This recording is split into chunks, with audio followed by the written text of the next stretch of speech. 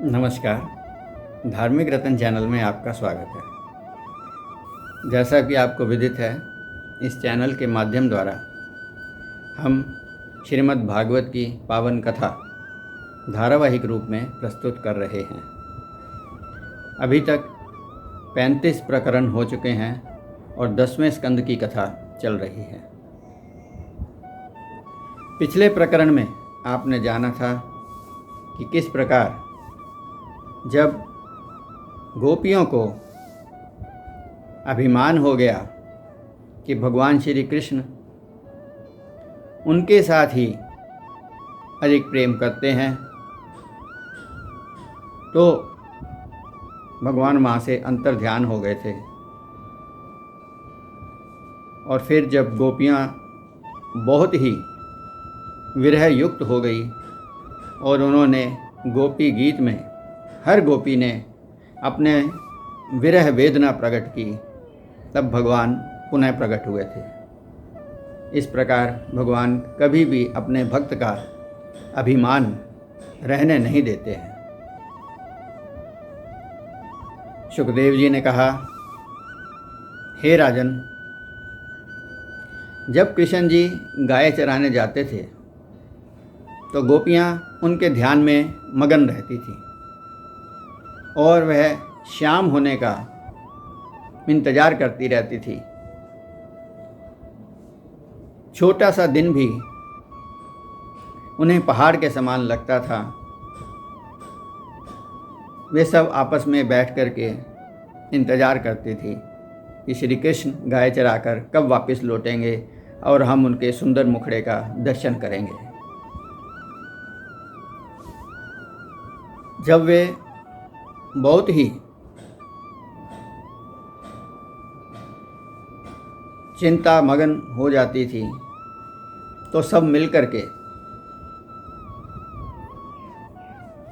स्वयं ही बाल कृष्ण की लीलाओं का चित्रण किया करती थी। एक गोपी कृष्ण बन जाती थी, दूसरी यशोदा और नंद बन जाती थी, तथा कोई गोपी दैत्य बन जाती थी और वह दैत्य बन के उत्पात मचाती थी और फिर कृष्ण रूप गोपी ही उसको मार गिराती थी। गोपियाँ स्वयं ही गोवर्धन लीला, नाग लीला, चीर हरण लीला एवं रास लीला करके श्याम सुंदर में अपना मन लगाए रखती थी। संध्या समय श्याम सुंदर जब वापस आते थे तो उनके दर्शन करके वे अपने आप को धन्य मानती थी।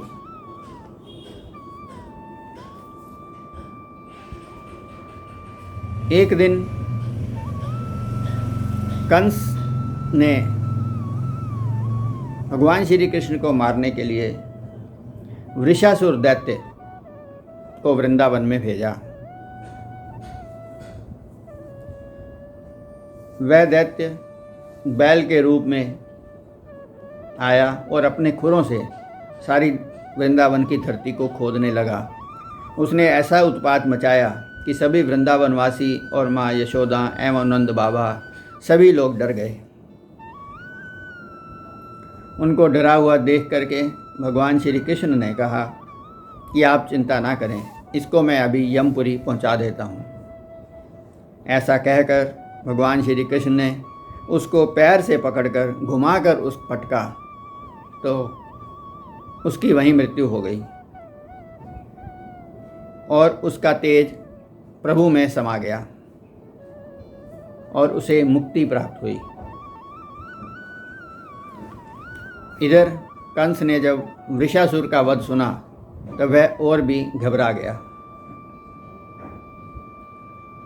हर दैत्य की मृत्यु के बाद कंस को यही लगता था कि अब अगला नंबर मेरा ही हो सकता है, और क्योंकि आज तक जितने भी मैंने दैत्य भेजे हैं उन सब का कृष्ण ने अंत कर दिया है, तो अवश्य ही यही देवकी की 8वीं संतान है और ये मेरा वध जरूर करेगी।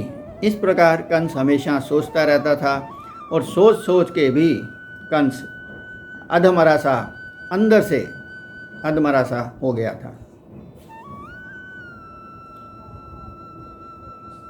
कंस वृषासुर की मौत का दुख मना ही रहा था कि उसी समय भगवान की इच्छा से, भगवान की प्रेरणा से नारद ऋषि वहाँ पर आए और उन्होंने कंस को पूछा कि वह क्यों परेशान है। तब कंस ने उन्हें बताया कि मैंने आज तक जितने भी दैत्य भेजे हैं, श्री कृष्ण ने उन सब का अंत कर दिया है, इसलिए मैं बहुत ही चिंतायुक्त हूँ। कृपया कोई इसका उपाय बताएं। तब नारद जी ने भगवान की प्रेरणा से ही कंस को बताया कि श्री कृष्ण ही वसुदेव का पुत्र है और जो कन्या तुमने ऊपर फेंकी थी वह नंद और यशोदा की पुत्री थी। यह सुनकर कंस क्रोधित हो गया और वासुदेव को बुलाकर मारने को उद्यत हो गया। तब देवऋषि नारद जी ने कहा कि हे कंस, वसुदेव जी को मारने का कोई औचित्य नहीं है, बल्कि तुम्हें प्रयत्न करना है तो इनके पुत्र कृष्ण और बलराम को मारने का प्रयत्न करो। इस घटना के बाद कंस ने देवकी और वासुदेव को पुनः कारागार में डाल दिया और अपने मंत्रियों के साथ कृष्ण व बलराम की हत्या करने का उपाय सोचने लगा। बहुत ही दीर्घ सलाह मशवरे के बाद सभी मंत्रियों ने कंस को कहा कि हे महाराज, आप उन दोनों बालकों को धनुष यज्ञ का निमंत्रण दो और उन्हें लाने के लिए अक्रूर जी को भेजो। जब वह आएंगे तो हम द्वार पर कुल्यापीड़ हाथी, जो कि 1000 हाथियों का बल रखता है, उसको द्वार पे खड़ा करेंगे और चाणूर और मुष्टिक आदि पहलवान मल्ल युद्ध के लिए तैयार रखे जाएंगे। कंस ने अक्रूर को बुलवाया और उन्हें कृष्ण और बलराम को मथुरा लाने के लिए कार्य सौंपा। अक्रूर जी ने कहा कि हे कंस, यद्यपि मैं तुम्हारी योजना से सहमत नहीं हूँ, परंतु फिर भी मैं वृंदावन जाऊंगा। अक्रूर जी इसीलिए जल्दी तैयार हो गए थे कि उनको पता था कि भगवान श्री कृष्ण अवतार हैं और कंस उनका कुछ बिगाड़ नहीं सकता, परंतु इसी बहाने मैं जा कर के वृंदावन में उनके दर्शन करके अपने आप को धन्य बना सकता हूँ। यह सोच करके ही अक्रूर जी तैयार हो गए थे और उन्होंने कहा, जहाँ तक कंस की योजना और कंस की बात है, उसको भगवान स्वयं ही निपट लेंगे। इधर अक्रूर का जाने की तैयारी चल रही थी, पर कंस के मन को फिर भी शांति नहीं हो रही थी। जब तक अक्रूर जी जाते, इसी बीच में कंस ने केशी और व्योमासुर नामक 2 दैत्यों को वृंदावन में भेजा भगवान श्री कृष्ण की हत्या करने के लिए। इन दोनों दैत्यों ने आकर के वृंदावन में बहुत ही उत्पात मचाया और केशी घोड़े के रूप में वहाँ पर आया और उसने अपने पैरों से धरती में कई गड्ढे कर दिए और इतनी धूल और आंधी चलाई कि सब लोग बहुत ही परेशान हो गए। यह देख करके भगवान श्री कृष्ण ने केशी और व्योमासुर दोनों दैत्यों को धराशायी कर दिया और उनके प्राण पखेरु उड़ गए। भगवान ने जब केशी दैत्य की हत्या की केशी को मारने के लिए ही उनका नाम केशव पड़ा। इसी बीच नारद जी भगवान श्री कृष्ण के पास आए और उन्होंने कहा कि आप धन्य हैं, आपने ये केशी और व्योमासुर एवं अन्य सभी दैत्यों की हत्या कर दी, परंतु अब समय आ गया है कि आप जल्दी ही कंस का उसके साथियों सहित अंत करें।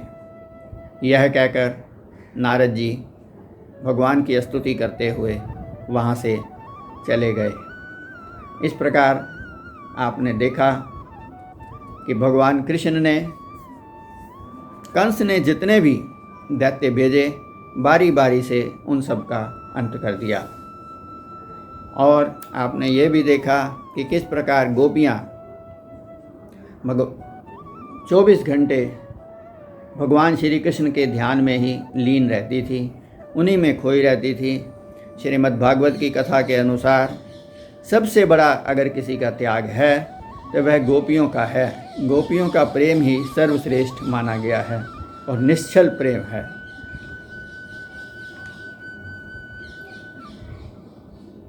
कथा समाप्त करने से पूर्व आइए 2 मिनट के लिए भगवान का गुणगान कर लेते हैं।